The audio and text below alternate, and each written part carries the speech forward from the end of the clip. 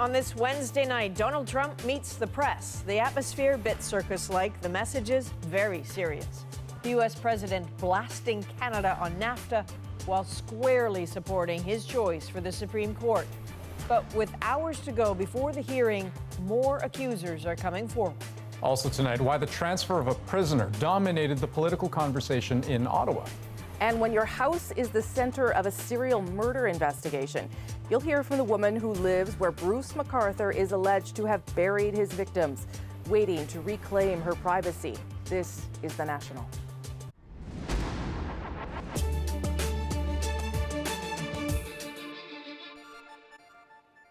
Donald Trump, brash, uncensored, and untethered to the truth. You've heard it before, but today he surpassed even himself in a rambling stream of consciousness news conference where the insults were flying.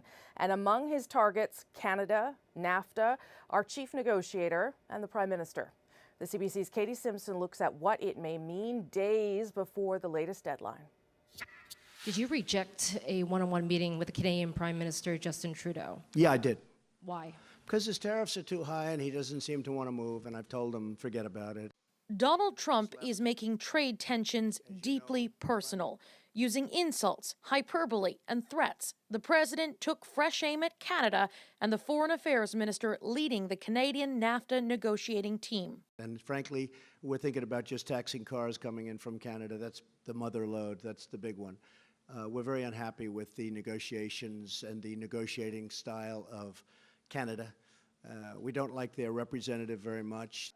Trump's words may sting, but the Canadians are brushing it off. A senior official tells CBC News they see the comments as a negotiating tactic and that no request was ever made for a one-on-one meeting with the president. We continue to have regular conversations whenever necessary, whenever we want to. The Prime Minister is downplaying any suggestion his relationship with Trump is difficult, especially after cameras captured what appeared to be a snub at the UN yesterday, with the president not standing to shake Justin Trudeau's hand. He was rereading his notes for his speech, the toast he was about to give. It was an interaction like so many are in UN, quick but cordial. Trudeau had said NAFTA talks were likely to take place on the sidelines of the UN General Assembly. But after 2 days in New York City, there are no signs the trading partners are any closer to an agreement, even though the U.S. has set a deadline to get a deal done by the end of the month. Canada's ambassador to the U.S. told an audience in Toronto he sees a 50-50 chance of reaching that deadline. I think it's really a question of whether or not the U.S. wants to have a deal. Trump appears to want a deal, posing his own question of whether or not Canada wants in. It'll be United States and Mexico. Yes or no? Canada will come along. Now, if Canada doesn't make a deal with us, we're going to make a much better deal. CBC's Katie Simpson joins us now for another twist in this story. Just days away now from this NAFTA deadline, Katie, what do we think these comments are going to do to the mood in the negotiating room?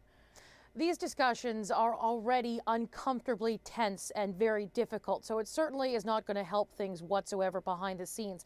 And anytime there's an escalation in the public rhetoric like this, it makes it difficult for either side to really back down.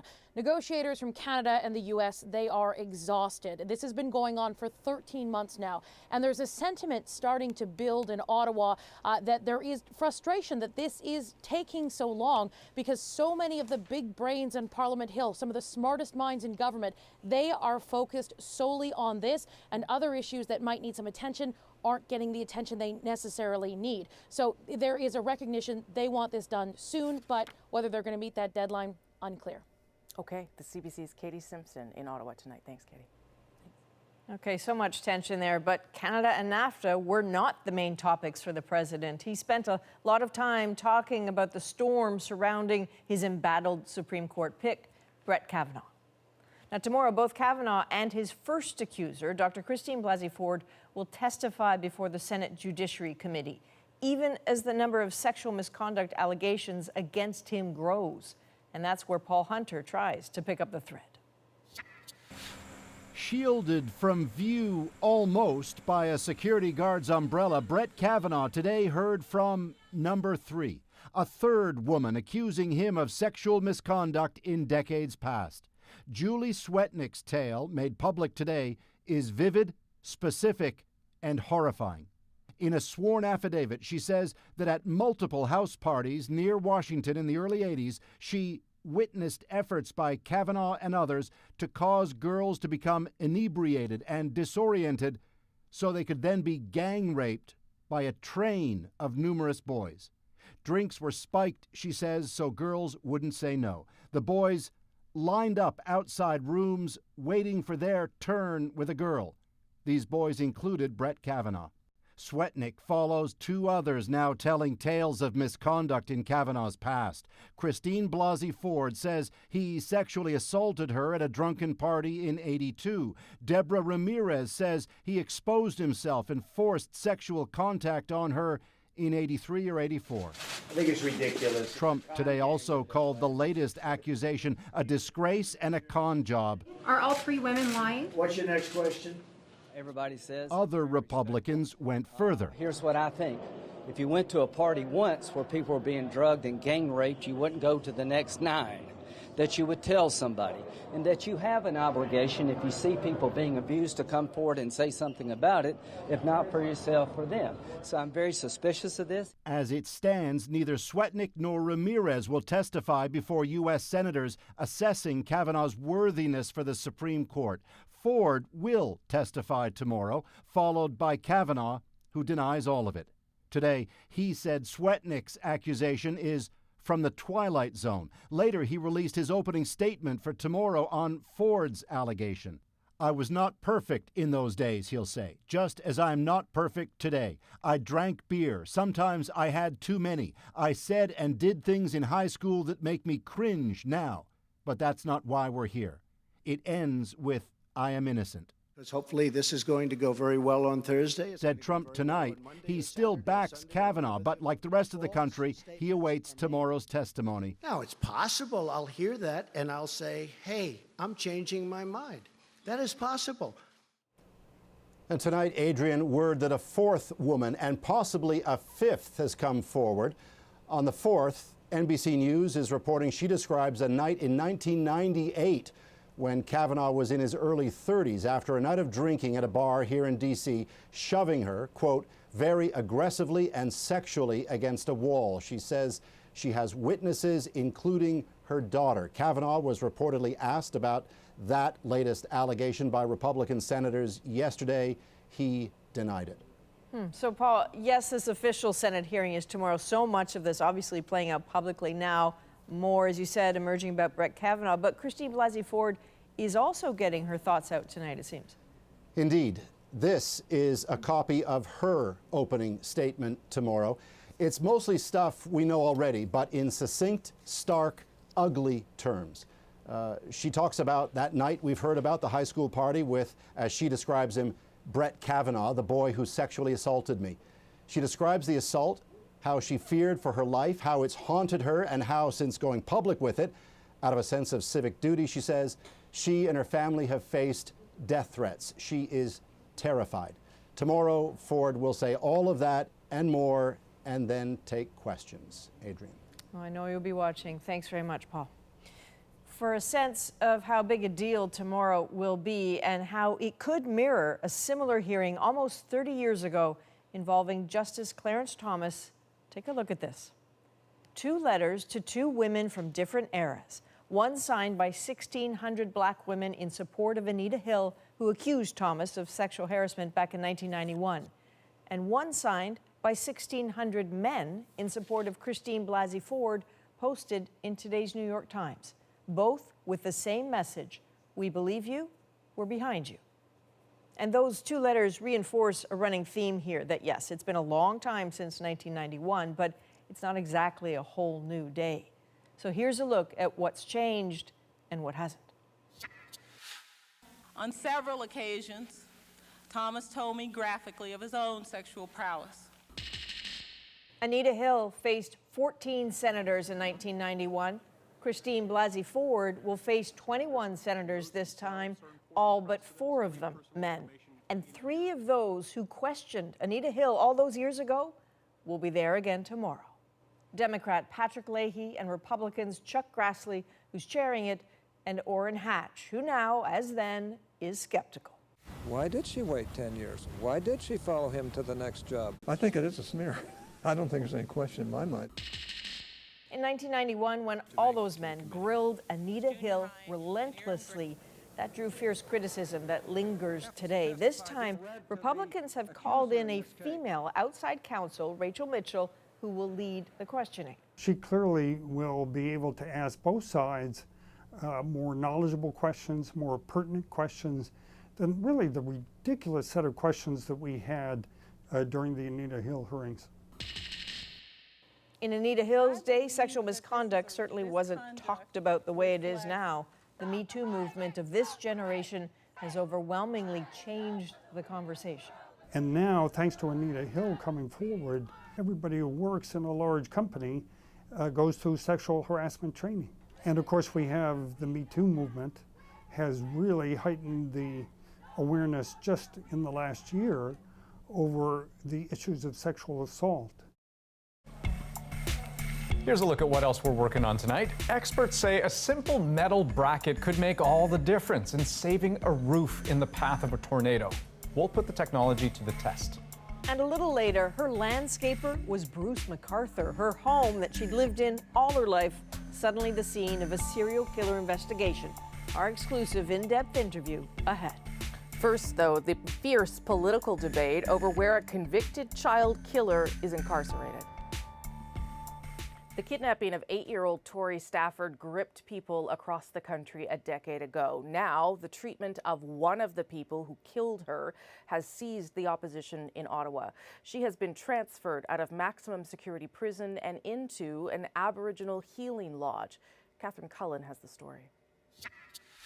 Tori Stafford's death was horrific. The ugly political debate about her killer has left even the politicians themselves disgusted. This is a terrible decision. It's despicable. You know what offended me? Ralph Goodale calling this horrific crime bad practices. Where's the analysis on that? That is what is disgusting to Canadians. The level to which the member opposite is playing politics with a terrible tragedy is yet again an example of the depths to which the members opposite continue to stoop. The Conservatives' exploitation of this little girl's death is sickening. The disappearance of the 8-year-old wearing a Hannah Montana t-shirt and butterfly earrings captured the country's attention. Terry Lynn McClintock pleaded guilty to first-degree murder in her death. Stafford's father says he recently learned McClintock had been transferred to an Indigenous healing lodge in Saskatchewan. I was very upset. Very upset. She's getting it better in there than the majority of the people living on our own streets. And they haven't done anything wrong. Yesterday, Public Safety Minister Ralph Goodale seemed to support the decision and referred to rectifying McClintock's, quote, bad practices. These weren't bad practices. These were horrific crimes and they deserve to be punished. In a shift, Goodale now says he wants the decision reviewed by officials. I want to clear up. Do you have the authority or the ability to be able to reverse the decision? No, I don't have the ability to reverse the decision. I can ask the Commissioner of the Correctional Service of Canada to review, to ensure that the law and proper procedure have been followed. An answer the Conservatives don't accept. Why is this government and this Prime Minister not acting? Though the Liberals counter that it was under a Conservative government, McClintock's security status was lowered to medium. Still, it's the transfer to this facility that seems to be provoking so much anger. The local First Nation chief says he hopes McClintock is a changed person. There is no fence around the institution itself. So, like I said, we have to trust the decision on Corrections Canada. It's on them. And it's now a choice that's being profoundly scrutinized. Catherine Cullen, CBC News, Ottawa. Hydro Ottawa says it has finally restored power to everyone after 6 tornadoes hit the Ottawa-Gatineau area last week. But officials warn it could still be weeks before some people can return home. So we're in a hotel now, and we've arranged for an apartment for indefinite while we're waiting. So that is just one of the hundreds forced to find somewhere to stay while city workers continue to try and clear the debris. Damages are expected to be in the hundreds of thousands of dollars, and relief organizations, the Salvation Army, the Canadian Red Cross among them, are coming together under a common banner to try and help victims through this. Now, it's hard to know if anything could have helped reduce the damage, but Canadian researchers are trying to figure out how to prevent destruction in the future. As Jacqueline Hansen explains, one small piece of metal could be part of the solution. Metal brackets known as hurricane clips are one line of defense against extreme weather this builder believes in. As you can tell, it's fairly windy today, but it gets quite windy here. About 50 hurricane clips can help prevent a roof from flying off by individually securing each roof truss to the top of the wall. It seems like a small piece to protect an entire roof. Yeah, it's very small, but it's, if you can feel that, it's very, very rigid. Each clip costs about $1 plus labor, but in this county, rebates cover that to encourage builders to use them because the clips aren't required in the building code anywhere in Canada. Well, what we're looking for when Engineering professor Greg Kopp wants hurricane clips to be mandatory to help make homes more resilient to tornadoes, like those last week in the Ottawa-Gatineau area. Some roof damage in the area. Kopp's student visited and documented the destruction. one of the weakest links to a house under a severe windstorm is actually the whole roof coming off. Tests in a high-tech wind tunnel using mini model homes have helped Kopp determine that a roof with hurricane clips is twice as strong. The hurricane straps will work for up to EF2 tornadoes, maybe into EF3 range like we had in Dunrobin this past week. But the Ontario Home Builders Association argues nail patterns already required by the building code are enough. When we look at the building code from a principal position, it's about the minimum standard across Ontario. It's about adding things to that code that benefits everyone across Ontario. We do many things beyond code requirements when we build homes. For now, it's up to the home builders to decide whether to install hurricane clips or not. Jacqueline Hansen, CBC News, near Orangeville, Ontario. Okay, let's get you up to speed on some of the other developing stories we are tracking live tonight. Starting with Canada's Competition Bureau launching an investigation into Ticketmaster. I reached out to the Competition Bureau to really express the concerns that were raised to make sure that we have fairness and transparency when it comes to consumers. Economic Development Minister Navdeep Bains today after a joint CBC News Toronto Star investigation revealed Ticketmaster is working with scalpers to resell millions of dollars worth of tickets. On top of the Competition Bureau investigation, Ticketmaster also faces a $250 million class action lawsuit. It was filed on behalf of Canadian ticket buyers. Ticketmaster has not yet responded to requests for comment. What Canadians should know, the vulnerable especially, is that there is at least one very significant investigative operation underway at the moment. Ottawa says it's making a move to crack down on phone scammers posing as agents with the Canada Revenue Agency. Starting one investigation and exchanging information with allies. That's the beginning of it. The minister's comments follow a CBC News investigation that raised questions about what the RCMP was doing in response. More than 60,000 Canadians have complained and more than $10 million has been stolen. Ahead tonight on The National, voters in New Mexico are poised to make history. We'll look at the potential power of the Native American vote in the upcoming midterms. First, though, they deliver crucial survival information in the U.S. during any disaster, so why aren't sign language interpreters used more often here in Canada? And police say Bruce MacArthur's alleged victims were buried on her property. A little later, what it's like when your home becomes one of the country's most notorious crime scenes. We didn't think they would find anything. And of course they did within hours. I guess our brains kept saying, there, it's done. There, we're fine now. But it just kept moving. More happened.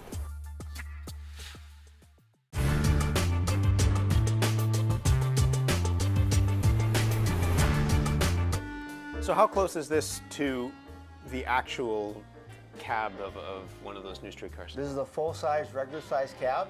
Only thing missing is the other 90 feet of the streetcar behind us. The screens kind of go all the way around, and there's monitors as well. This is to kind of give the operator the sense as to everything that they're going to be seeing as they move their way down the road. Yeah, everything they're going to see as they move along, and it's very realistic of what they see. Come on, I'm going to hop in the seat here. All right. Move it up into a power position. A little bit more, and there we're off. Should be off. There we go. Whoa. And if you pull back, we're in coast now. And one of the things you're going to feel on your feet, we're going over some track switches here for streetcars. You're going to feel a little vibration in your feet. Kingston Road. So that simulates the car actually, what it feels like when it actually goes through track switches for changing direction for streetcars. So right now it's set on aggressive driving, so anybody who changes lanes is going to be kind of aggressive on you. You watch this car, somebody comes flying at you. Yeah, hopefully they're staying on their side of the road because you have no left or right. Cyclists just went through a stop sign, like they never do that. Yeah. So Matt, can you hear me? Yes, sir. Okay, so just keep driving. So something's going to come up you got to deal with shortly. So I've actually set it up for a vehicle to cut Matt off. Here he goes. Whoops. Is there a horn I can honk at him or anything like that? Excellent, Matt. Yeah, there's a little white button to your right there. It says horn. There we are. I feel better already. Is the Presto machine working on this streetcar? Never mind. Before it gets too much motion sickness, we've actually done very well. This has been fun. Yeah. Thank you. My pleasure. If you're driving around it, or I'm riding my bike around it, kind of where I am relative to this thing, and the fact that it's huge and there's not a lot of space around it for them to maneuver. With something this big, a surprise is no good. You got to be aware that those are things you're coming upon and adjust, which basically means for us we're slowing down and start braking and be prepared to stop.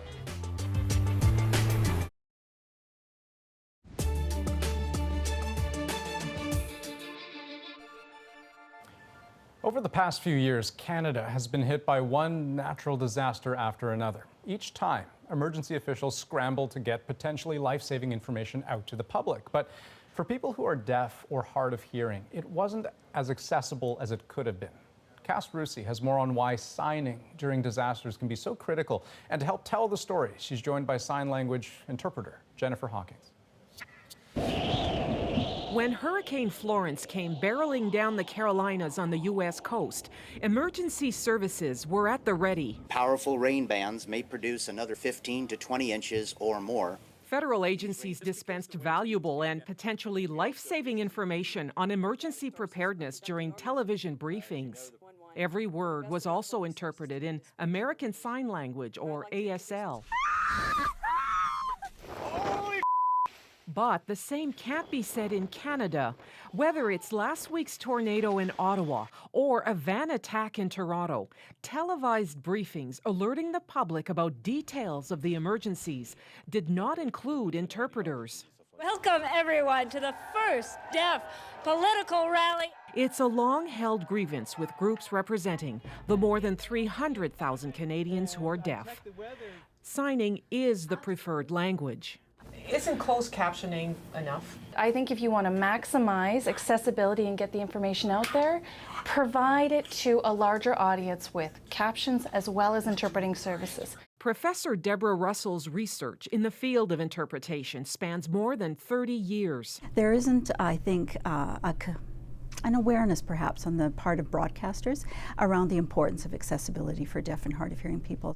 A report on accessible emergency communication that Russell co-authored calls the absence of interpreters during televised broadcasts of disasters mind-boggling. So why isn't it done? New accessibility legislation is making its way through Parliament, but that may take some time to pass. Interpreters have been used, but it's inconsistent, and nobody seems to be in charge. But life-threatening disasters, like the forest fires in Fort McMurray, Alberta, underscore the need for getting critical information out quickly and to all people. The earlier we get access to the information, the earlier we could evacuate, and therefore reducing our risks. A kind of risk that could be prevented, he says, with better training for emergency medical workers and a standard practice of using interpreters during any crisis. Cass Rusi, CBC News, Toronto. Ahead on the National, her gardener is an accused serial killer. Her home, the scene of gruesome discoveries. An exclusive in-depth interview with the woman whose property is at the center of the Bruce McArthur investigation. Next. Why would we let an evil person take our life apart? Unacceptable. Not going to happen.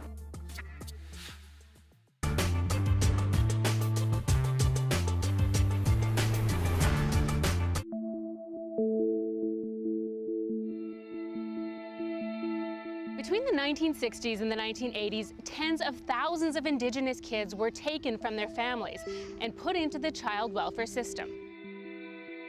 It's known as the 60s scoop, and its effects are still being felt today. The practice of taking kids out of Indigenous communities goes back as long as Canada has been a country. First, there was the residential school system. The goal there was to assimilate Indigenous kids, and as one bureaucrat said, solve Canada's Indian problem.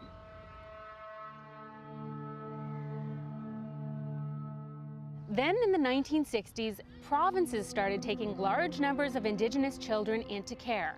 The term 60 scoop actually came from a BC social worker who reportedly said she felt like she was literally scooping children out of their parents' arms. Those decisions were often made by non-Indigenous social workers who didn't necessarily understand Indigenous culture or family structures, like the role of extended family in childcare. Social workers often saw challenges, like poverty, as a reason to remove children. Many parents grew up in residential schools and were facing their own trauma. Some of them even asked social services for help. But the jump in the number of Indigenous kids in the child welfare system around this time is staggering. In BC, for example, First Nations children made up less than 1% of all kids in foster care in the early 1950s. A decade later, that number was 34%, and a similar spike happened in other provinces. Some governments developed special programs designed to get Indigenous children adopted, like Saskatchewan's AIM program. The AIM program advertised kids on TV and radio and in newspapers. Almost all of the kids who were adopted went to white families in Canada, the United States, and even as far away as New Zealand.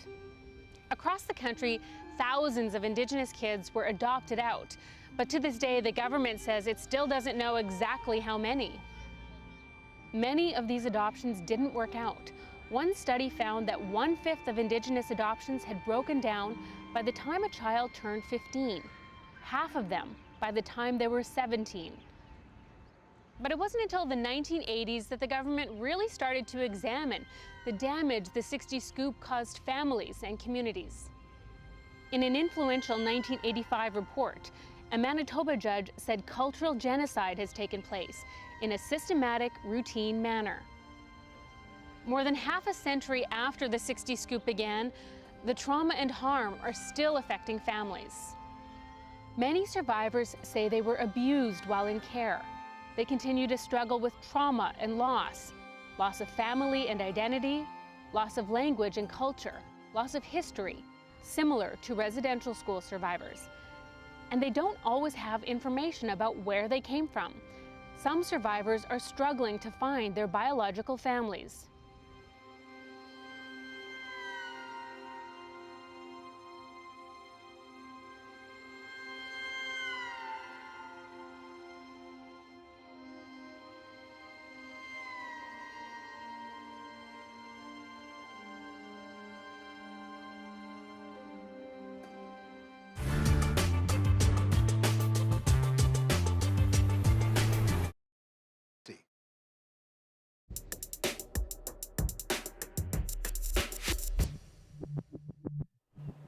Alleged serial killer Bruce McArthur made a brief video appearance this morning as his case makes its way through the justice system. McArthur is accused of killing 8 men, many of whom had ties to Toronto's gay village.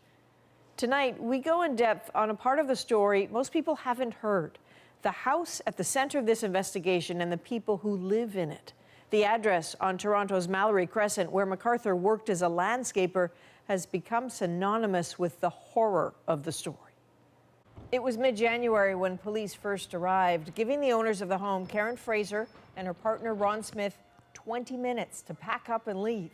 Just over a week later, police announced their first discovery, the remains of 3 people in the large planters seized from the property.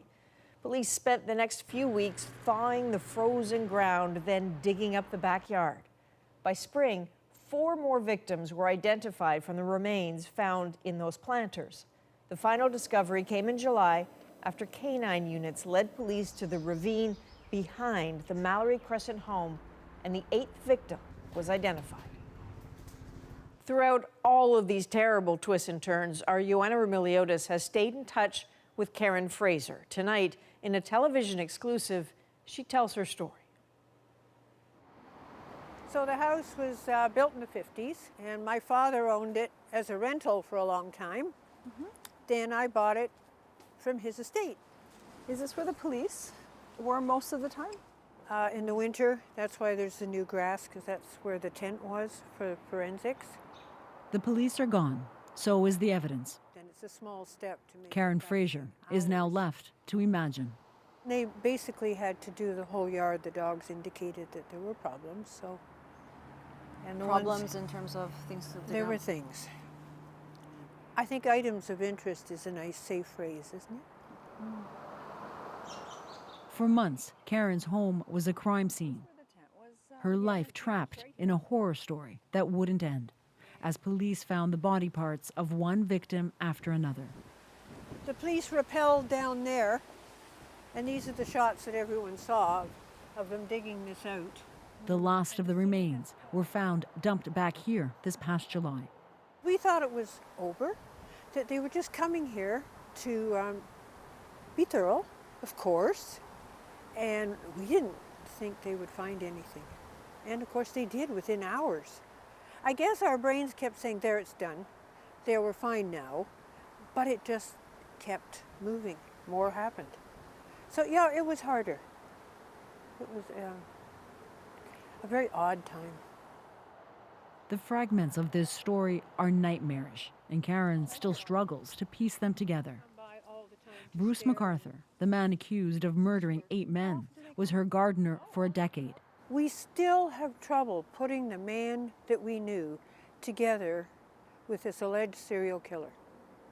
And no, there was never a hint. No temper. Nothing. Nothing where you look back and say, well, I'm stupid. There it was. I should have seen it. Nothing. Welcome to today's discussion about media coverage of the Bruce MacArthur case. Yet there has been so much curiosity, especially by the media, fascinated by a murder investigation so vile it shocked even the most veteran detectives. Now, all the media were bugging me to give our personal story.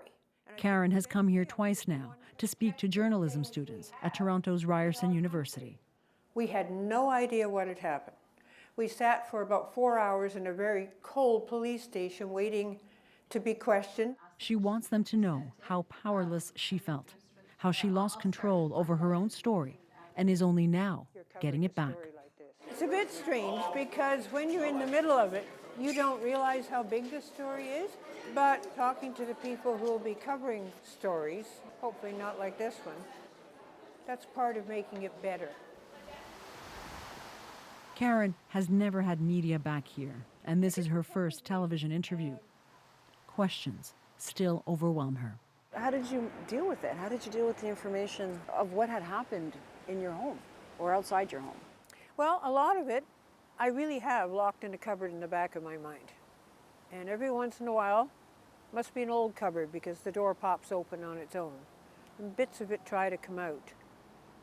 I'm not ready to see them yet, so I just shut the door. And it doesn't mean it's weighing on me, it's just, it has to be processed. And we don't know everything yet. I think when I think I know everything about what happened or whatever we're going to be able to know, then I'll look at all of it, I would think. That refusal is a form of protection while she reclaims her story with help. Church volunteers planted flowers in her backyard. The garage, where police found planters with human remains, painted over with a quote honoring kindness. Karen, you were saying that Ian had you guys over for dinner, or? And his mom? She and her partner, Ron Smith, were forced out of their home for weeks while police scoured the property. How much did you rely on the kindness of your neighbors? Oh, 1,000,000%. Yeah. Yeah, saw us through, literally. Did I? Because, you know, we had no work, we had no house. You know, whatever doesn't break you makes you stronger. And we think it's strengthened relations amongst the community, which is particularly good. So every now and then a little bit of good can come out of something really bad. You know, something we all need to keep in mind. They seem so resolute, but haunted too. On the porch, a candle burns for the victims.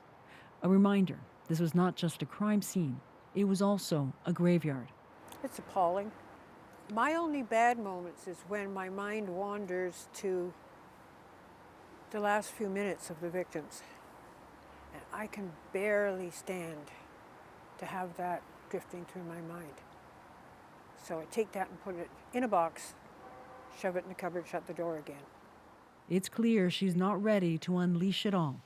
And yet, she won't leave it all either. Have you thought of leaving? Oh, absolutely not. No. It's ours. We loved it. We have a great time. Why would we let an evil person take our life apart? Unacceptable. Not going to happen. Do you get angry when you think of him? No. Sad. Just sad. Sad, why? Well, he seemed to have a good life. Where on earth did these demons come from? And why would you keep going? It's just beyond me. And Joanna Remiliotis is here. Joanna, you can hear her there saying, you know, she wants to stay, but I'm imagining people at home thinking, how can she possibly stay? Well, she says it's her home and it's been her home for decades, and she just refuses to let, as she says, evil control her life. So a lot of it, once the police left, was about reclaiming her home. They painted the garage, and now this weekend they're hosting what they're calling a cleansing ceremony. And that's a really important step, she says. They're bringing religious leaders, people from the community who supported them all this time. And Karen Fraser says this is all about changing the energy of her home. We just thought if we had three people from different Christian, Muslim point of view coming in and cleaning the spirit of it. It's a continuation of doing the garage, and that really worked. You know, I know you. I know you've been spending a lot of time with Karen. What is your gut about how she's coping? She's honest about saying that she's not, in the sense that she's not dwelling on this very horrific reality that unfolded in her backyard. So while she's putting one foot forward, and really you get that sense when you meet her in the piece, she's very stoic. But right now, she says, she's just not at a place where she wants to dwell on what happened. But it's about moving forward and at the same time putting up the fences. One of the worst things, she says, of this has been what she calls the tourists, the gawkers who come by her house. There's so many of them that come by every day. And she hopes that that will eventually fade. And at the same time, the story is not over yet. And she's heard that some of the victims' families want to come and visit her property because that's where their loved ones were. So she's open to that. But at some point soon, she hopes that the fences will go up, people will leave, and eventually she can live her life away from the spotlight. Well, in the moment, just blocking for now. Joanna, thanks very much. You're welcome. And up next on The National, this could be a historic midterm election for Native Americans. We'll look at how the Indigenous vote could affect the results, with a candidate hoping to become the first Native American woman elected to Congress. Yes, it has taken entirely too long. I mean, it's not for lack of trying. Maybe there is some sexism involved. First, though, a preview of an interview you'll see here on Sunday night. Mark Critch, star of 22 Minutes, proud Newfoundlander, and now the author of a new memoir. I met up with him in his home city on the Rock. I almost didn't come back. Take a look. I think it's the first time you got a laugh when you had to do this introduction of a play. Yeah, my first laugh was I was playing the color yellow in the big show at the school concert, and Archbishop was there and everything. It was a very big deal. I was saying Archbishop, bishop, parents, friends, and pupils, but I'd never see that word, so I'd say pupils, and they'd laugh. And I was like, poo pills. And they laughed, poo pills. So I'm like, I don't know what's going on. Well, I'm getting this laugh. I remember doing that, and a nun just coming and grabbed me and hauling me off. And I'm seeing like, you know, the bishop kind of, and I'm like, he gets it. He gets it. He loves me. What are you doing? Put me back.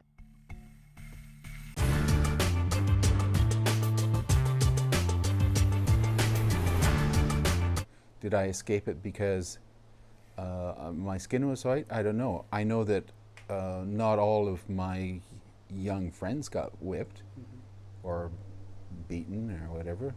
Not all of them.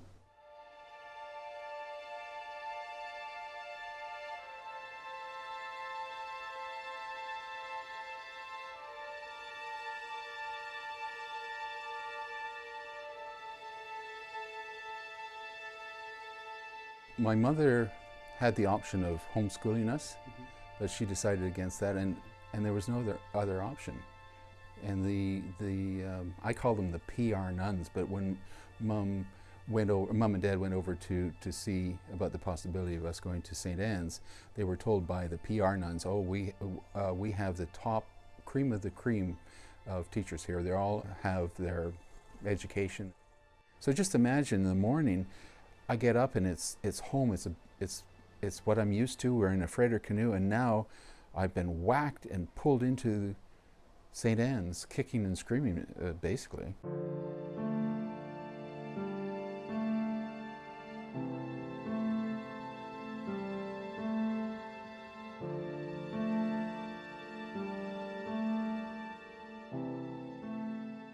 I found it wasn't my skin that made me feel special. It was, I felt I was a little prince of the Hudson's Bay Company. I had learned class. I hadn't learned about racism. And suddenly I'm in a dormitory and I realize I don't think the Hudson's Bay Company can protect me here. I don't know what to do. Am I like them? 2 boys ran away. They brought them back and they had perished. They had died, and they brought them back on toboggans. And we were all assembled in the front yard, just like a prisoner of war camp.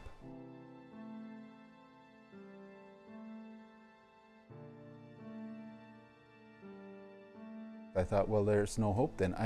I can't escape. And that's when I started banging my head on the wall to end it all. And so I tried to kill myself a few ways. One was to bang my head on, and this is on the cement wall, stuff rags or whatever I could find up my nose to stop my breathing. And outside, and keep in mind this in the wintertime, it's way up north, so it's pretty cold, I would take off my jacket and sit in the snowbank to try to freeze myself, and the nuns would have to come out and try to put my jacket on.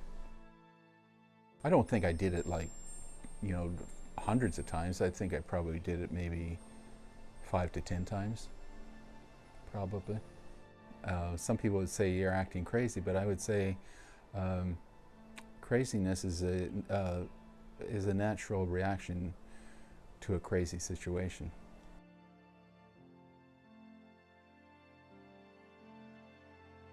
There's a fear that if you say it to somebody and they don't care, you suffer that hurt and that feeling all over again. And so I know I had that feeling like, will anybody care? And so that is a fear that I carry when I try talking about this. And I think it's an important message. I think I have a perspective that's unique in history. Unique in Canadian history.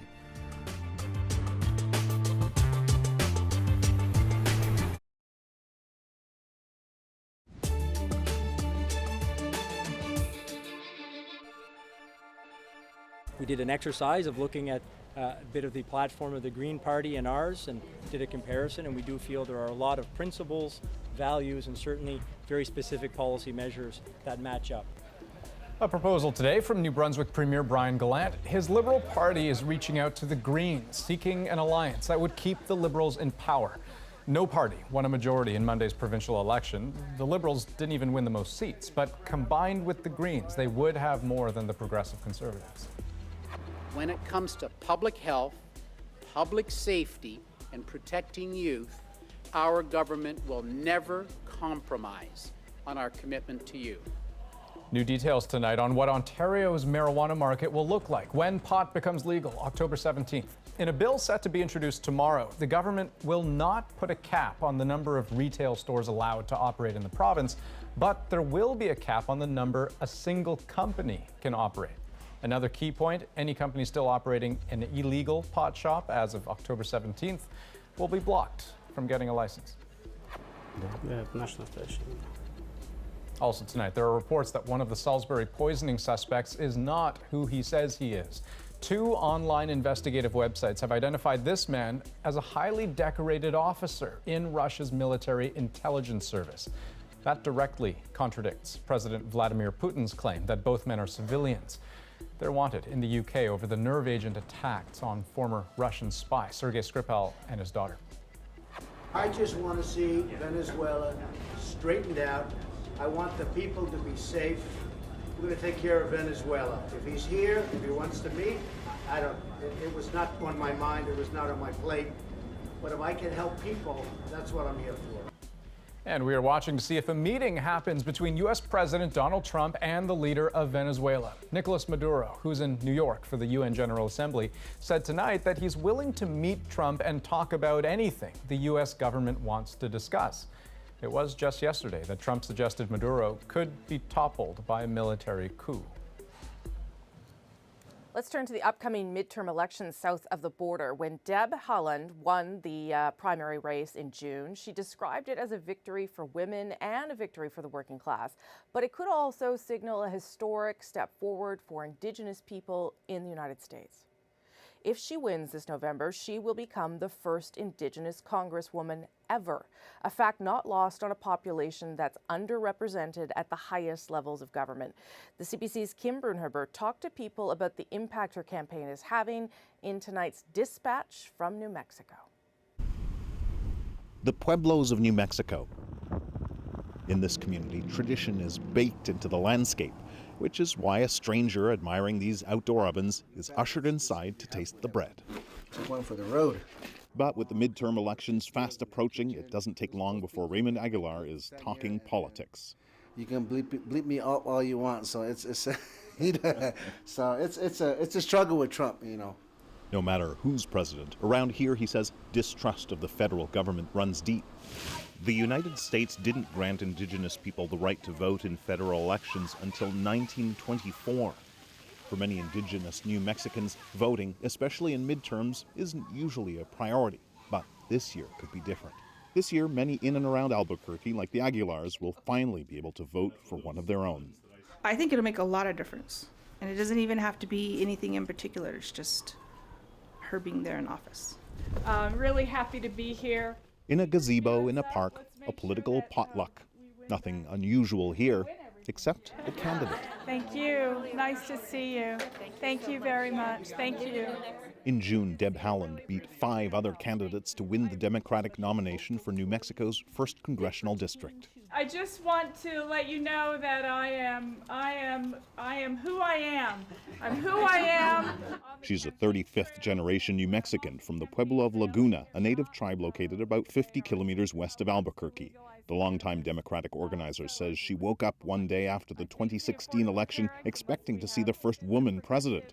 When that didn't happen, Haaland says she got going. I think the election of President Trump has something to do with a lot of women becoming activists and feeling like they want their voice to be heard, and one way of doing that is running for office. In the U.S., the first Indigenous congressman was elected more than a century ago. Since then, plenty of Indigenous women have run, but incredibly, if Haaland wins, she would be the first. Yes, it has taken entirely too long. I mean, it's not for lack of trying. Maybe there is some sexism involved. Nationally, Native Americans make up just 2% of the population, but their vote could swing elections in a handful of states like New Mexico, in which its 23 tribes make up about 10% of the state's population. We have a lot of catching up to do, and And us as activists and organizers and candidates, it's our responsibility to work hard in those underrepresented communities to make sure that they understand that they can be a part of the process. And Halland's very candidacy could actually swing races in which she isn't even running. I've had a few Native women call me up and say, "Thank you, I'm running because you inspired me." Mark Trahant is the editor of Indian Country Today, a Native American website. I'm building a graphic of the 10 Native American candidates for Congress. Trahant has been tracking the record number of Indigenous candidates running this year. But the jury is still out, he says, as to whether the greater number of candidates means a larger Indigenous turnout at the polls. In President Obama's, both his elections, Indian Country turned out in numbers they hadn't seen before. So it's kind of a carryover of that. And then 2 years ago, it all disappeared. So now they're figuring out how to get it back. A challenge, since Native Americans turn out to vote less than almost every other ethnic group. But this November, that may change. In a shed attached to a trailer back in the Pueblo of Santo Domingo, Ricardo Cate is hard at work. So I like turning the tables on, well, the dominant society. Basically, this is where I stick it to the man. The man, more often than not these days, is President Trump, a cartoonist's dream. Yeah, it's you can't make this stuff up, all this stuff that's happening. Cate is the only Native American cartoonist whose work appears in a mainstream daily newspaper. He believes racism against Indigenous people has increased since Trump was elected. So Cate says he's fighting back with his brush. I could probably come up with a few cartoons about enticing people to come out and vote. He says he plans to campaign for Deb Haaland. For Native Americans, he says, the hope of seeing someone like them on Capitol Hill could make all the difference. It is definitely a game changer. So, because now we have someone that we can actually, who will understand our plight. The number to get into the conversation is 1. Monica Brain produces a national radio show called Native America Calling. Native America is vast, she says, and opinions are not monolithic. While there's this perspective that Native Americans generally vote Democratic and maybe are liberal leaning, we got lots and lots of calls and folks on the show who were avid supporters of Donald Trump and who really believe that he's what's best for Indian country. The advantage will go to whichever party can get Indigenous voters to show up at the polls.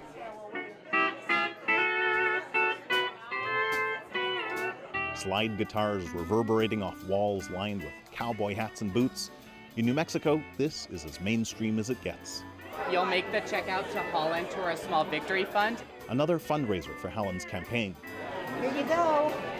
Thank you so much. Haaland is running in a heavily Democratic district. So, if voter history is any indication, Haaland herself will be making history in November. I feel really confident that you're gonna pull this off. The inequities of the past aren't lost on the candidate or her Indigenous supporters. Their ancestors couldn't vote, they say, but they can. Kim Brunhuber, CBC News, Albuquerque, New Mexico.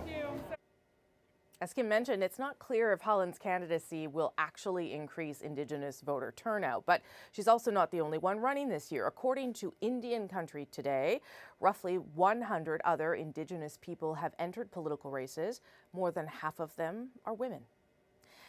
Next on The National, President Trump's press conference today was focused. Was it focused? There was a wide range of topics, but we're going to focus on his relationship with the press in our moment of the day. New York Times?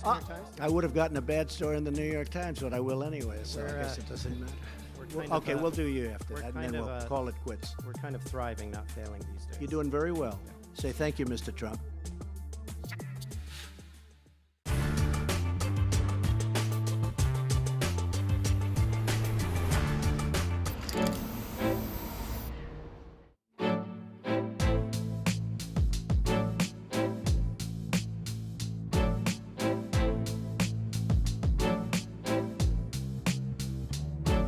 The one thing about painting in the public like this are the conversations that you get to have with the community, the people just walking by and the questions you get asked, and I think it's really interesting how a mural like this can sort of just change the way someone experiences their environment.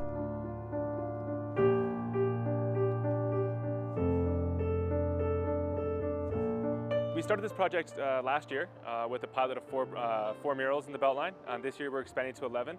And really what we want to do is transform spaces in our community, promote the artists in our community and in Calgary in general. All the artists had to submit a proposal to us, just telling us what their art's about, kind of giving us a portfolio. And we had to make a really tough decision about choosing the 11 artists that we had for this year. We had 66 submissions this year. We've participated in several other mural festivals across Canada and painting in Mexico as well. So it's nice to finally be able to get funding to do a nice big wall in our city. With our abstract designs, we just hope to bring positivity and color and some quality artwork to the street.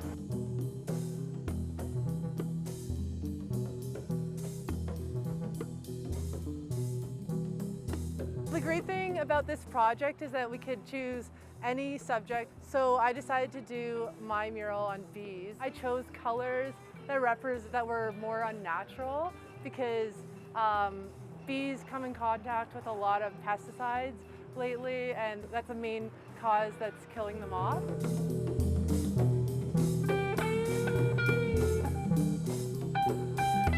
Just trying to capture, I guess, the pride of the Native culture and the diversity of our people, how powerful and strong the culture is becoming, and yeah, I'm here to showcase them.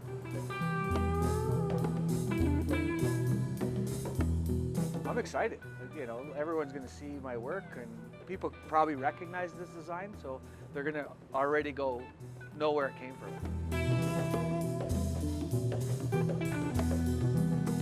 For me personally, what the biggest draw of murals is that they transform spaces, is that you can take a space that looks kind of unwanted, underused, maybe even a little bit kind of frightening, and you can turn it into something bright and beautiful. And the good thing about murals and public art is that it's for everybody. You don't have to pay to go into a gallery, you don't have to have it in a corporate boardroom, it's for everybody.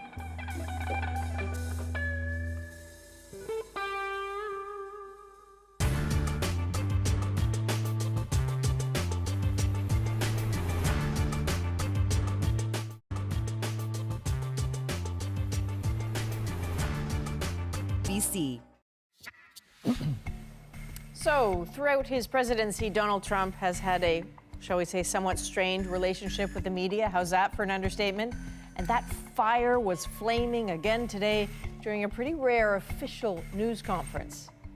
While taking questions on a wide range of topics, U.S. President took turns ridiculing, ignoring, and then insulting reporters. We have picked just some of those exchanges from the conference for our moment of the day.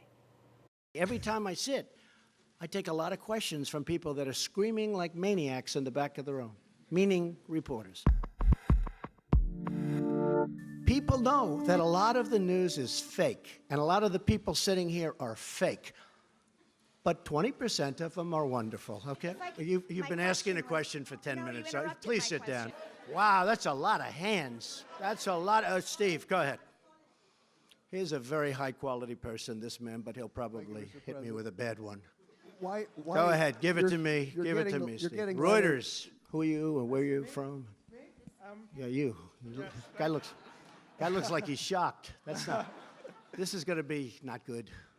It's going to be good. The guy looks totally like stunned. Have you ever been picked before for a question? Yes, sir, but not from President of the Go United ahead. States. Go ahead. New York Times. New York Times. Okay. Thank you, sir. I would have gotten a bad story in the New York Times, but I will anyway, so I guess it doesn't matter. Okay, we'll do you after that, and then we'll call it quits. We're kind of thriving, not failing these days. You're doing very well. Yeah. Say thank you, Mr. Trump. I have so many things to say. One of them is that it is so unusual that this is a rare thing for him to do because he clearly loves it, but he is absolutely right that the New York Times needs to say thank you. The Trump bump is a thing. The New York Times had about 1 million digital subscribers in 2011. They now have close to 3 million and $1 billion in revenue. So, yes, thank you. Yeah, I wouldn't wait too long, though, for the bouquet to arrive or the thing of fruit. And I was just going to say the same thing as you, Adrian. He clearly thrives in those environments. Like, he becomes a real showman, even though they are very hard to follow. Yeah, and I mean, no matter what you think of his politics, right, it's hard to deny he is a fast talker. He knows how to control a conversation. And I suppose at the worst of times, I mean, he meanders in such a way that it's sometimes hard to remember what the original question was. And then you throw in dozens of reporters jockeying for position, and well, no wonder you get a scene like that. That is The National for this September 26th. Good night. Good night.